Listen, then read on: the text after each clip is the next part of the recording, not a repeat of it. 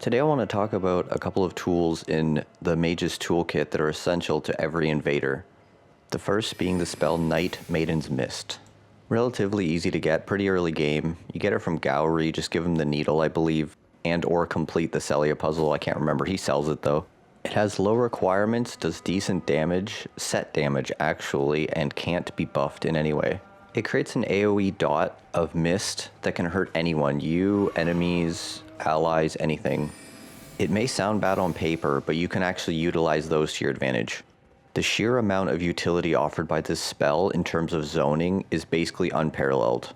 Even touching it once very briefly will cause the dot to persist. One way to utilize the self-damage is with the spell Law of Causality, which explodes on your character after taking 5 ticks of damage.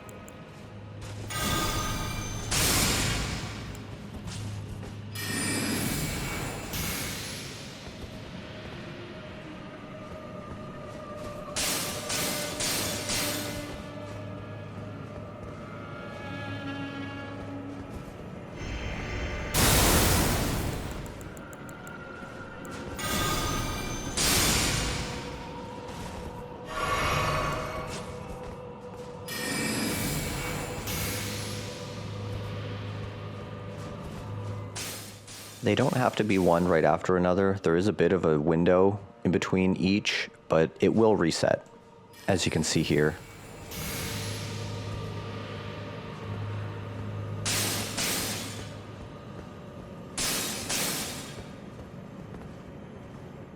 It can even be used as somewhat of a smoke screen.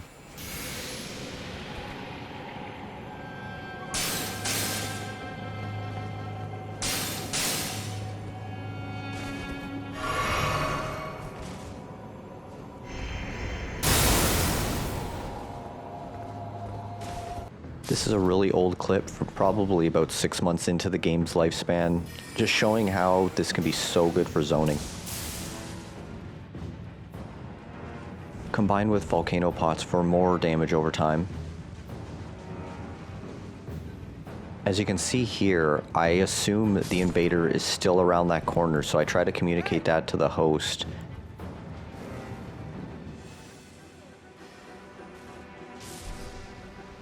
And then I throw a Knight Maiden's Mist, which allows me to temporarily see his health bar so I can tell where he's going.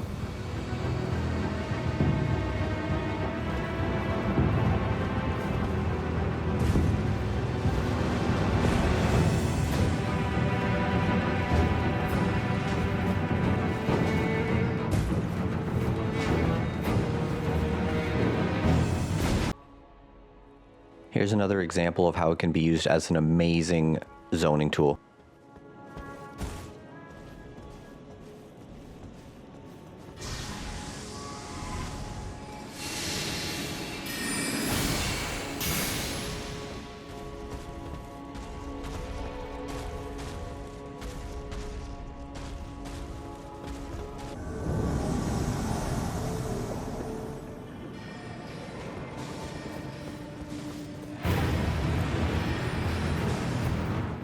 Although you can get this spell very easily early game, I really feel like a lot of players don't understand what's going on in the early game, and some just sit in it and die.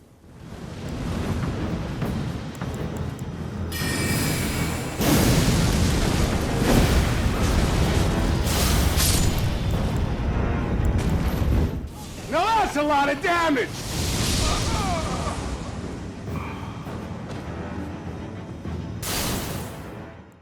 I have so many clips almost exactly like this, it's crazy. You tell me who won this trade, the Knight Maiden's Mist or the Rockcaster?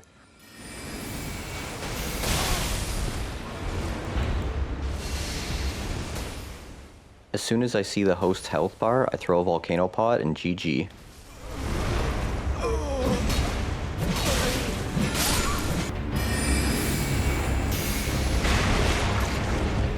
And same with this one.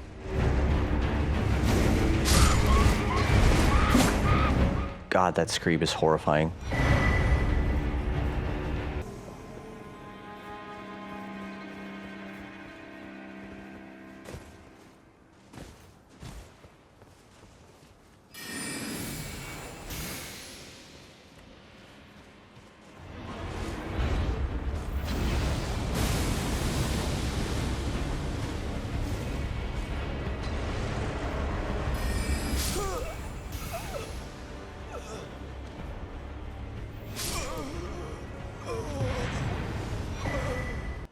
Now here's an example of me using it offensively rather than just for zoning.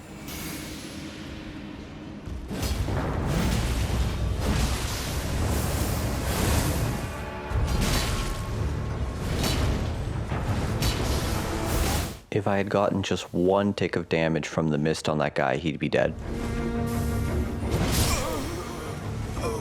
Happy feet. One more combo. That ain't Falco. That ain't Falco.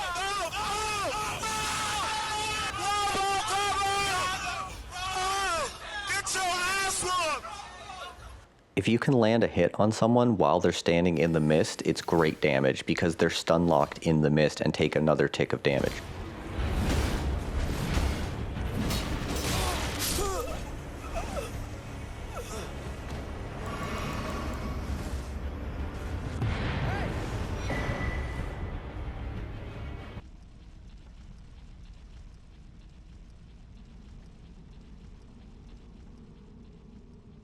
Now this one here is from early in the build's development when I was just experimenting with basic gravity and Night Maiden's Mist.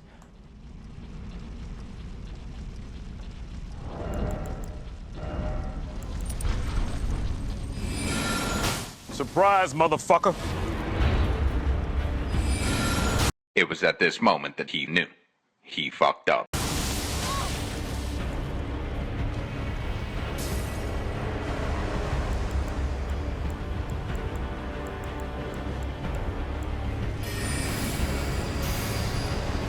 I didn't even notice that the Phantom had made it back up the ladder.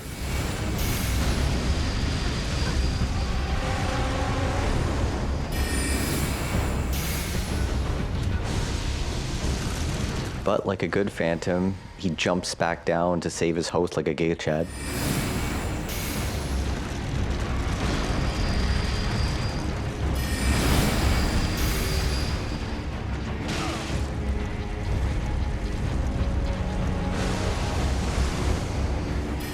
And then I land the snipe right on top of the host just to get the one tick of damage.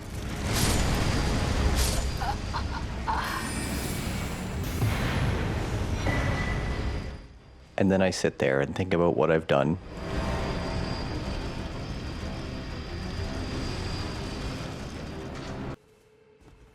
I included this clip to show how well Night Maiden's Mist can zone teammates and separate people, and give you opportunities you wouldn't have otherwise.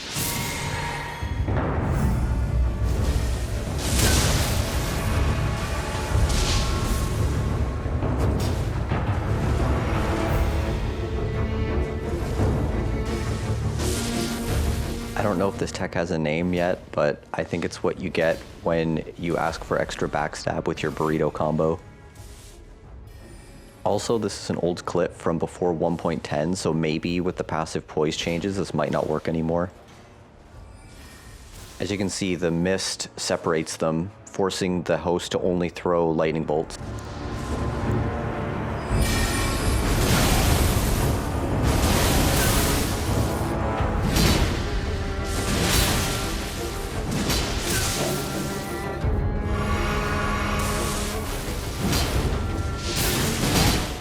It's close the whole time, but as soon as the Phantom panic rolls off the edge, I know I'm at an advantage.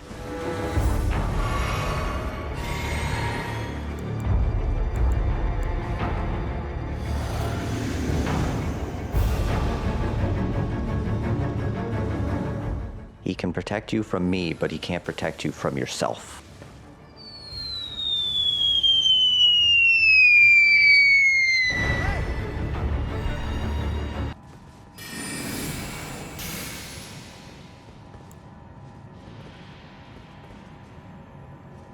Here I utilize the mist to make the ticks on Law of Causality activate.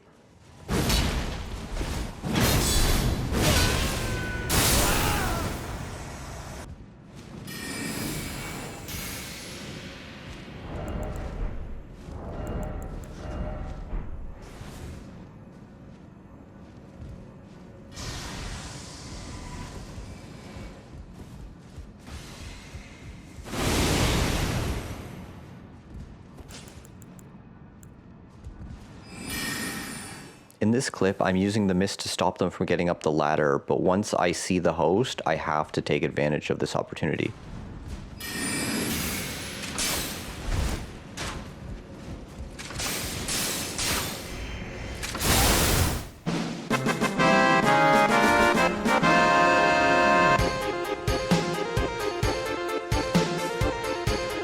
Success! The next utility zoning spell that I want to talk about is the Great Oracular Bubble.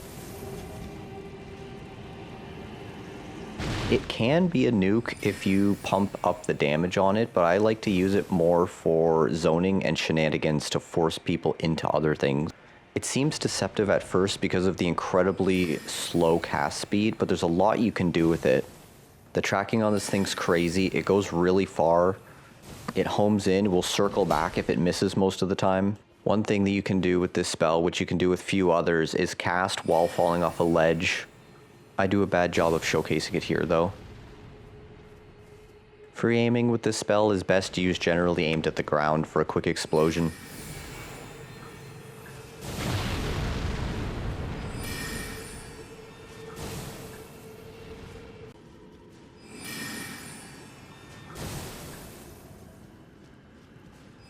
Free aiming of this has its use, but it's more of a mix-up than anything because it won't track if you don't lock on.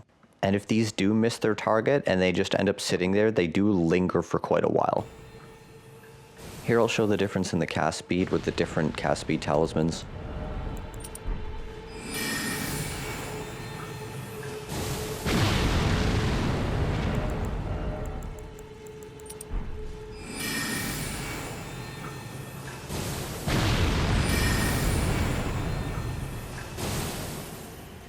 Here I'll showcase some of the other tricks you can do with lock on and aiming away.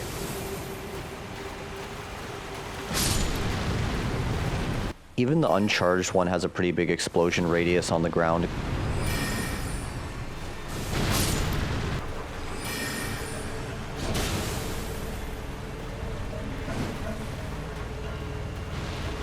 If you aim it right and position yourself, you can sometimes get it to land behind or in front of the opponent.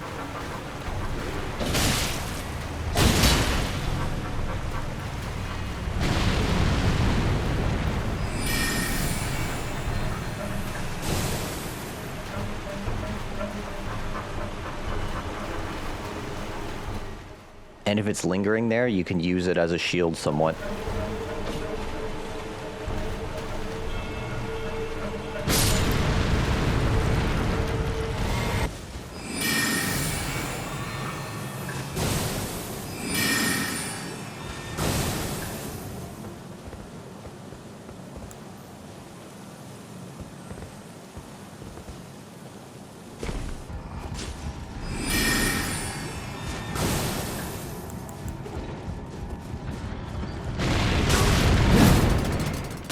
Damn, if only that had been a charge one, I would have got him there. You may think such a slow spell is useless in arenas, especially duels, but not really. I have found some use for it.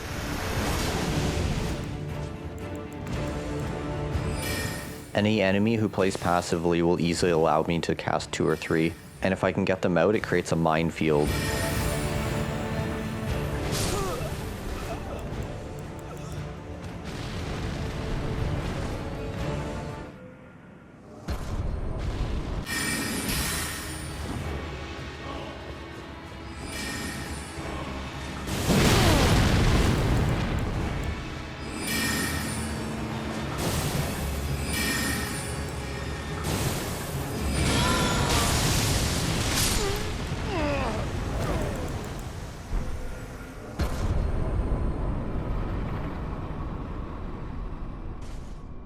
Works great in team 2v2s in the arena. Here's a great example of using the free aim, aiming at the ground as a mix-up.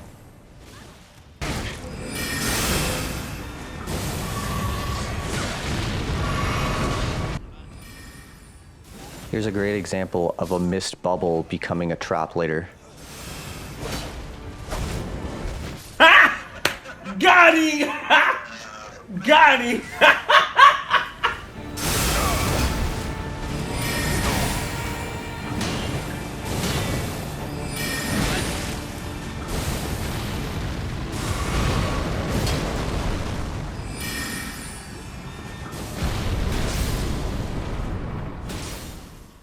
but no matter how skilled of a mage you become, you'll never be as epic as my spirit summon here. Put it away, my woman, so please.